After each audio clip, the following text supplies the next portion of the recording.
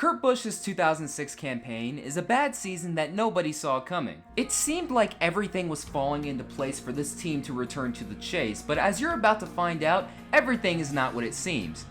So let's get into it. Just a couple years prior, Kurt Busch was on top of the NASCAR world. He finally came into his own as a championship contender, winning 4 races and making the inaugural chase while also scoring his first career Cup Series championship in the process. Many thought of this team as a potential dynasty in the making based on their early success, but the following season is when everything fell apart. The regular season was business as usual, as Kurt Busch was sitting inside the top 5 in points right before the chase. But behind the scenes, Kurt Busch was actually asking Jack Roush to let him out of his contract after the season. Roush actually refused to grant this wish at first, but after finding out that Busch had signed with Penske Racing for the 2006 season, he didn't have a choice. He was slated to replace the legendary Rusty Wallace after his swan song season in 2005. Rusty was able to put up a stellar season as he qualified for the chase and finished 8th in the standings. Meanwhile, the defending champion fell off a cliff during the chase as half of his finishes were outside the top 10. Unfortunately, he never got to finish his 2005 campaign after this off-track incident. In 2005, just a year after winning the Sprint Cup, Kurt was caught in a media nightmare after being pulled over in Phoenix. The cop realizes who I am, he runs the license, says, "Come on out, let's just see if you're drunk or not." We do all the field sobriety tests, I pass. He then cuffs me, and that's when I lose it. That was that snapshot. The sheriff gets on TV, says that there's been a NASCAR driver speeding on his streets. Let's fry him, let's fry him, let's fry him. The media reports a suspected DUI, but Kurt was well below the legal limit and only charged with running a stop sign. Basically, this whole situation was one giant misunderstanding, but unfortunately the parking penalty still stood and Kurt Busch's 2005 season and his time at Roush were officially over. Heading into the 2006 season, the move to Penske was viewed as a fresh start, as Kurt Busch and the Blue Deuce were viewed as preseason chase favorites. But this team was quickly exposed after the season got going, and a once viewed chase team was now looked at as mediocre. A lot of damage to that 2 car. Look at the rear of that automobile. It's gone. He must have just ripped a tire. He was 6th last time by. Here comes Jamie McMurray, gets in the back of him and turns him in the wall. And that's what shredded the tires. Well, I think Gordon took the left side of his car off. I think Jeff Gordon ripped the right side off his car. Was that from earlier damage? See something on the right rear of the 24 car? Have to get a better look at it.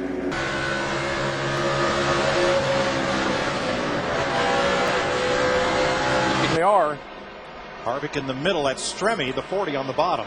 Stremme gets into Harvick. Yeah, that's hard contact for the 2 car and the 29. Cacophony of air wrenches and squealing tires, and it's pretty obvious that Kurt Busch got in the back of somebody, and that somebody is Greg Biffle, who is okay, but his car is junk. A closer look here. This is the girlfriend, Nicole, of Greg Biffle, talking to Eva. Yeah, this is Eva Braun right there. That's Kurt's fiance, and this is Greg Biffle's girlfriend right there. And it looks to me like she was really upset. And I mean, it's really bad news right there. You can see right there clearly that Kurt got in the back of Greg, and around he went. Looking underneath the 9, trying to pass somebody. Somebody's passing me. I mean, I don't know what I'm supposed to do different. Good time. You're doing good. And look at the window net on Kurt Busch's car. It has come disconnected. Oh, for Pete's sake. I believe sake. He's holding it in place. NASCAR says, no, that won't work. And he'll have to bring that down. It's up. He got it up. Well, they're discussing whether or not. Yep, black flag on the 2.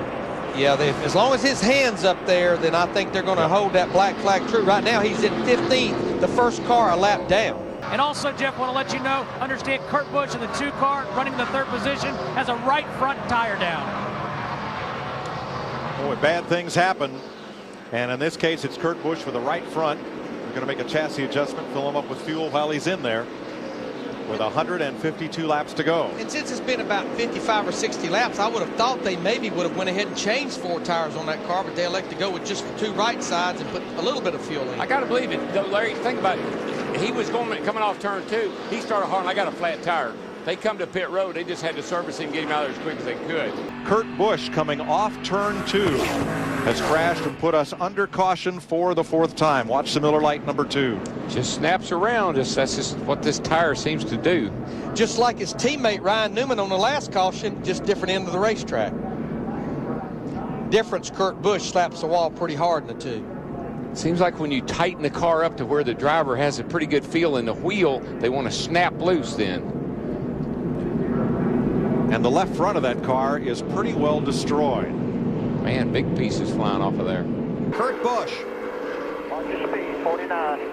I don't think you got to worry about the speed too much. Rear. On the right side of your screen. Oh, he gets tagged by Stremme. He was jammed up behind the 32 car of Quapple. David Stremme got in the right rear. Dude, this thing is the most horrible driving car with fresh tires. I can't believe this. Dude, these cars are out of control. I can't believe how different they are with new tires. We'll just keep running like you did before. I can't run up there, Roger. It's dead sideways, man. I already bounced up to R1. Try your high line if you can. Roger is car owner Roger Penske. And you could hear the frustration in his voice.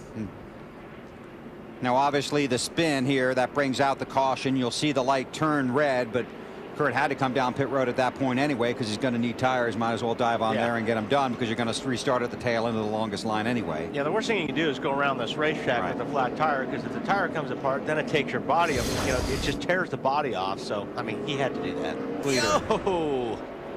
I believe he hit the wall, but again, since we talked last. To the garage, guys. To the garage. How about to the truck? Well, he said it was a handful. Yeah, something definitely broke and went down there. Wow. Just finishing it off there. It has been a difficult season for him. They had very high hopes for the former series champion. Getting in that 2 car, driving for Roger Penske, moving Roy McCauley to crew chief.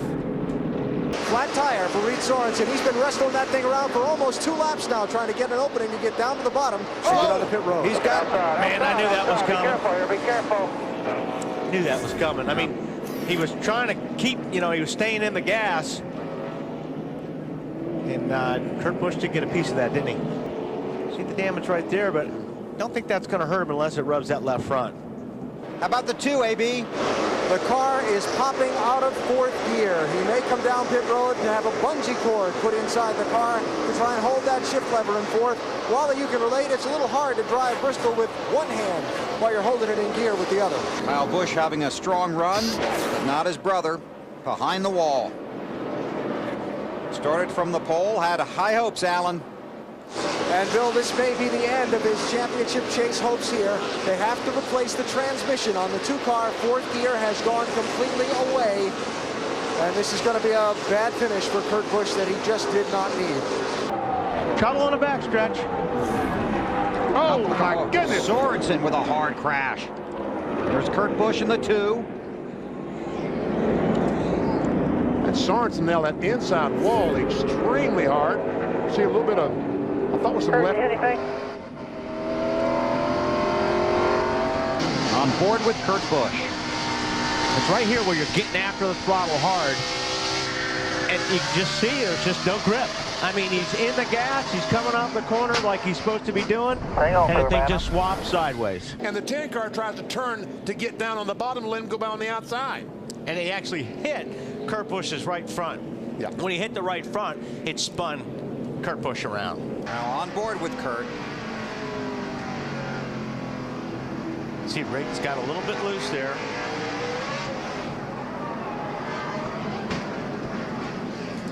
Car just got us coming off a full. I don't like that sound, do you? I really don't like that sound. Trouble on the backstretch. Kurt Busch.